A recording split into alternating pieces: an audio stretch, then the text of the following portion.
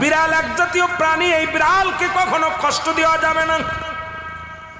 একবার রাসূলের জামানায় শুনে নেন, একজন বিধহীন মহিলা একটা বিড়ালকে ধরে আটকায় রাখলেন, তাকে খাবার বন্ধ করে দিলেন, ছুটকা হয়ে মারা গেলেন, অনেক কষ্ট দিয়ে মারা গেলেন।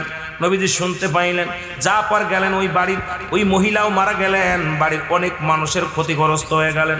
এরপরে নবীজি বললেন, বিড়ালের অভিশাপ, বিড়ালের অভিশাপ কিন্তু কঠিন অভিশাপ, বিড়ালকে মারা যাবে না, বিড়ালকে ভালোবাসতে হবে। বিড়ালকে ভালোবেসেছিল নবীর সাহাবীরা। এমনকি মক্কা মদিনায় আজকে কয়েকজন হাজী ভাইয়েরা আছেন, আজকে সভাপতি আলহাজ, এ মুসলমান শুনে নেন, এরকম যারা আলহাজ আছেন মক্কা মদিনায় অসংখ্য বিড়াল ছানা বাস করে। বিড়ালের খাবারের ব্যবস্থা আলাদা, বিড়াল নবীজির রওজার আশেপাশে অপুরন্ত বিড়াল, মক্কা শরীফের পাশে পাশে কাবা শরীফের চারিপাশে বিড়াল দেখা যায়। মুসলমান বিড়ালকে ভালোবাসা, এ মুসলমান শুধু